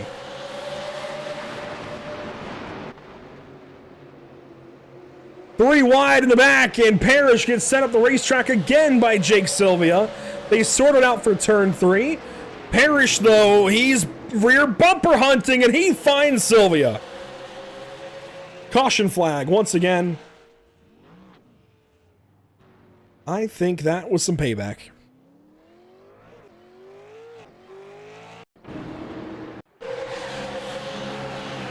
Oh, there was more coming up to the restart. Let's take a look back at it. Watch here, the 78 on the front stretch, straight to the inside of Parrish. He timed it right to get to the inside, made it 3. I don't think Parrish liked that much. There was contact there. Parrish really didn't like that.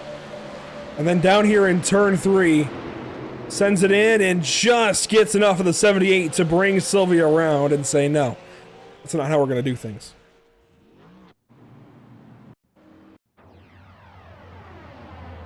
And this, the replay of Parrish, I think, or Sylvia rather, catching up to the field. Might have been after a pit stop, actually. He has been shutting the car off, and Josh Parrish is done.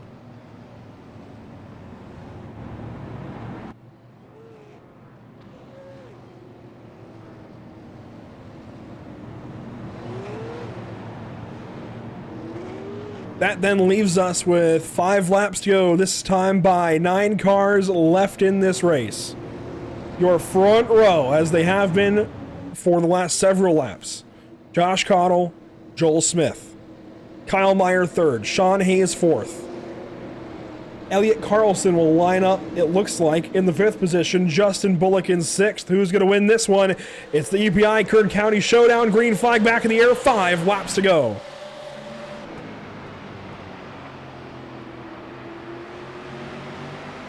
A big surge of momentum through turns 1 and 2 there for Smith as he gets clear of 2nd spot. Hayes falls back.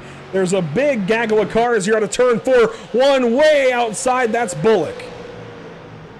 Hayes clear for 3rd. Meyer clear for 4th. And it's the Sylvia machine on the outside of Elliot Carlson as they head down to turn number 3. 3 to go this time by.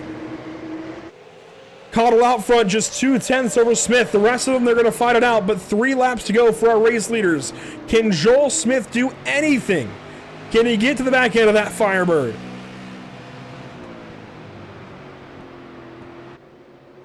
Two laps to go, this time by. 1 car slow, it's Sean Hayes. We stay green. Joel Smith has been hunting, watching Josh Cottle for the entire race at this point, just about. At least the last 50 laps or so. We'll have one more lap around. Brought to you by Whiplash Simcams. White flag is in the air. One more time here at Kern County Raceway Park. Can Joel Smith do anything? Or is his teammate going to go flag to flag? Josh Cottle through 3 and 4 are going to bring it around town and win the EPI Kern County Showdown. Checkered flag for car 13.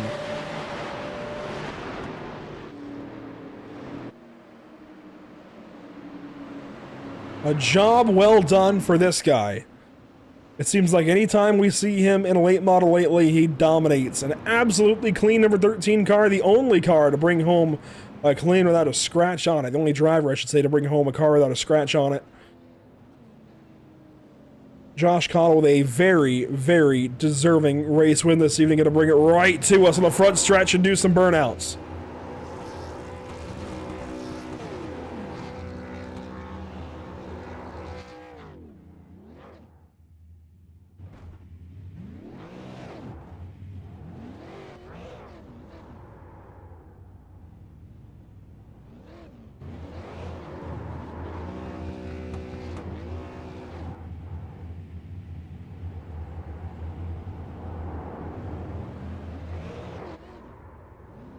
He's still having fun, still trying to burn some rubber on the front stretch.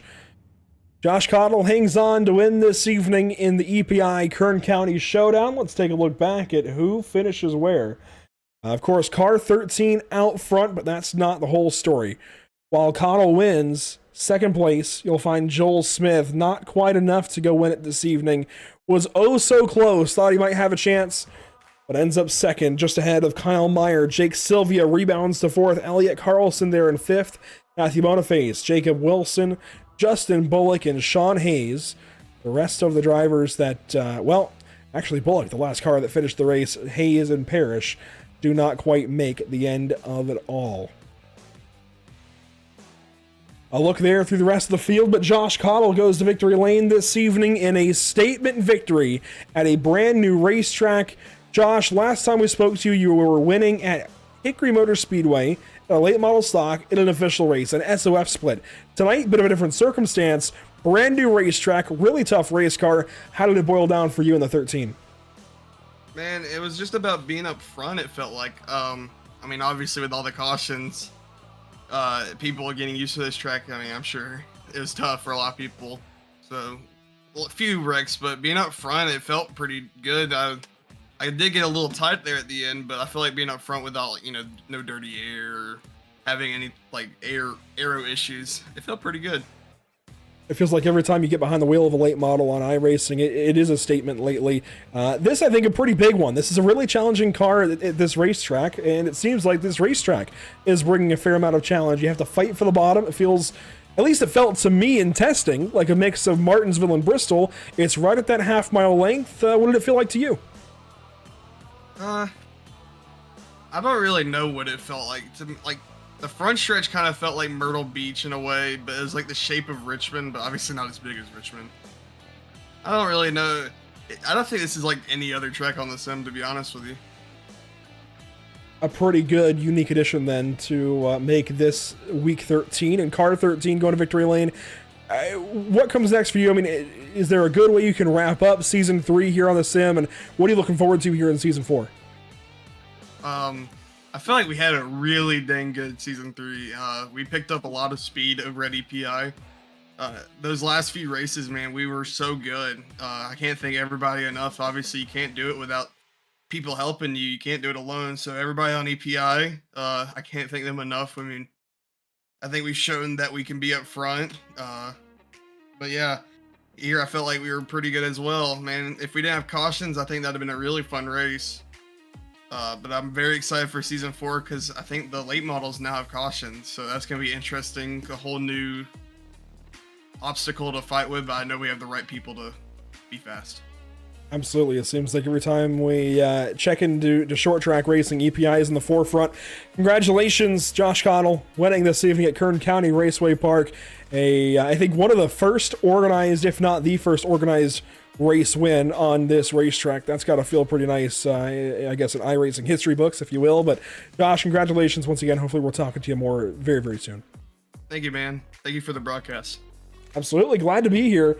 And big shout out to EPI and Tyler Payne having us here this evening, of course. Let's bring in second place, Joel Smith, who ends up not quite leading any laps. You were so close there at the end. Is there anything you could have done differently there at the closing laps? I don't really think so. I got involved in one of the wrecks earlier and had a little bit of front end damage. I think that kind of built me tight, but just being in the dirty air behind Josh kind of struggled. I was pretty much trying everything I could to get around Josh, but he did a phenomenal job holding me off, and we did everything we could. I know short track racing isn't generally thought of as to be air dependent, but certainly when you're going this fast around this place, there's some decent banking here. You carry a lot of speed. That air matters. What else mattered was tires, and we had no change tires this evening, even with the cautions. How important were they? To me, they were pretty important. I started out, we were pretty free at the beginning, and honestly, the first maybe 70 laps, I was just riding, trying to make sure I didn't burn my stuff up, seeing if I had something for Josh. In the last 30, I was just trying to push as hard as I could. I think tires definitely matter here, especially just how big this track is and the tire wear and the big long runs we had. And hey, some personal news for you. I think releasing, was it yesterday, today? You're now the setup builder for Legends over at Elite Performance Industries. You've been doing so in the Dirt Legends, but I think kind of taking over from Tyler Payne's reins a little bit and really shoehorning the Legends program. How big of a deal is that for you personally? Of course, one of the youngest drivers I think ever to make it into the pro class in U.S. Legend Car competition. That's good weight on your shoulders, I think, in a good way. Yeah, it's really exciting. He's been asking me to build the sets the last 2 weeks, and I've been working on them and trying to improve. And then he asked me this week, and I'm like, you know what, sure, I'll do it. So I'm really excited for next season. I think we'll definitely have something for all the Legend guys, and I think we can have something for the championship next year in season 4. I'll tell you what, aside from the fact that we are here this evening for EPI, if I was going to be in a Legend car in official racing on iRacing, I'd want it to be built by either Joel Smith or Tyler Payne. I ran a couple of setup races last season, bought a few setup packs, I'll be honest, and I found tenths. I'm a broadcaster. I don't hold a steering wheel very often unless it's to make content for the broadcasts, so that kind of help was very much appreciated. You guys definitely do some good work, and I'm looking forward to seeing what you guys have in season number 4.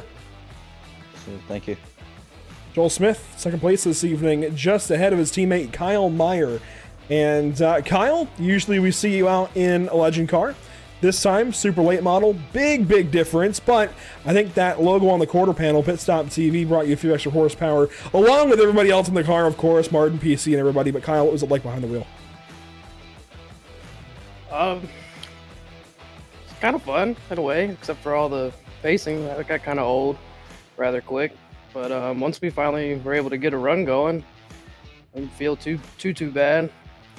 1 point felt better than Josh and Joel, not like drastically, but just a touch. And every time I felt like I could get a run on either one of them, caution come out and we'd start all over again.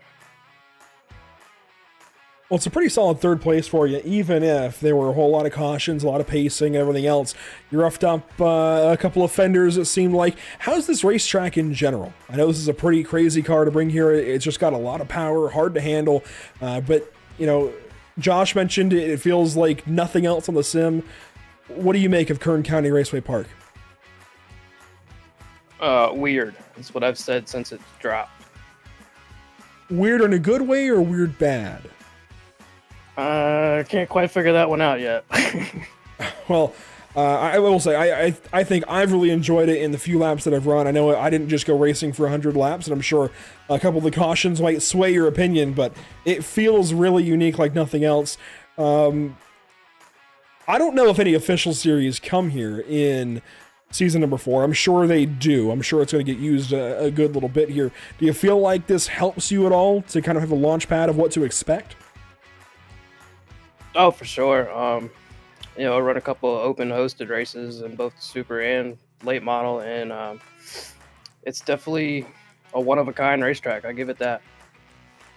There you go, Kyle Meyer from third place this evening. And what's the focus for season number 4, I guess, now, as we head into the fall and winter? Is it Legend cars, modifieds, late models? What's doing it for you? It's probably going to be a split between Legends and late models. Late models to get ready for Sarah, of course, and Legends just because that's basically where I started on the sim and can't seem to fully step away from them. Well, there you go, Kyle Meyer, third place this evening. Kyle, thanks for talking to us. Congratulations on a third place. I appreciate it. Thank you guys for putting it on. Kyle Meyer, third place this evening. Glad to talk to him and everybody else who was kind enough to join us for an interview after these races. It was definitely a slugfest for these guys, definitely drug on a little bit, but hey, we had one heck of a brawl, and you know what? The race fit the logo. The Kern County Showdown with boxing gloves hanging there, it fit the logo. It was definitely a boxing match. We saw a couple of tempers flare, I think, a couple of drivers maybe parked towards the end, and one more time, a big time appreciation goes out to Elite Performance Industries, Tyler Payne, and everybody else for having us here this evening. It is a pleasure. It is a privilege to be covering these events for EPI, and one that I really do enjoy. So as we close things out this evening from Kern County Raceway Park, one more time, thank you to EPI. Everybody say thank you to EPI. Say it to your computer screen. Thank you to EPI and Tyler Payne. It has been a pleasure. This has been the Kern County Raceway Park. A lot of fun this evening. A really cool, unique racetrack. Glad we get to have it on Pit Stop TV tonight. Glad we got to watch some really cool racing. Hopefully it makes its way onto a lot of schedules very, very soon. Here's a look at our upcoming broadcasts here at the channel. Friday evening, tomorrow night, we go racing at Michelin Raceway Road, Atlanta with Mustangs for the Barber Ford Mustang Club. Then Sunday evening, it's the Noble Can-Am Series back on track for the first time with us in about a month as we head out to Sonoma Raceway, not too far from here.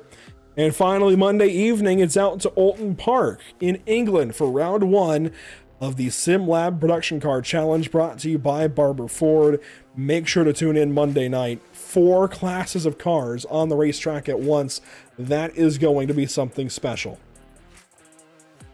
That'll do it for us this evening from Pit Stop TV and from the virtual Kern County Raceway Park. Thanks for tuning in. It is appreciated as always. Make sure to check out our social media channels. And a big thank you to our partners here at the channel, of course, Whiplash Media, SimCams, ATVO, CC's Business, and everybody who helps us behind the scenes. My name is Andrew Cardinale IV. A big thank you goes out to InAudio, ATVO, Whiplash SimCams, OBS, iRacing.com, and of course, Tyler Payne. Check out RaceEPI.com. Get a leg up on your setups for Season 4 coming out later this week.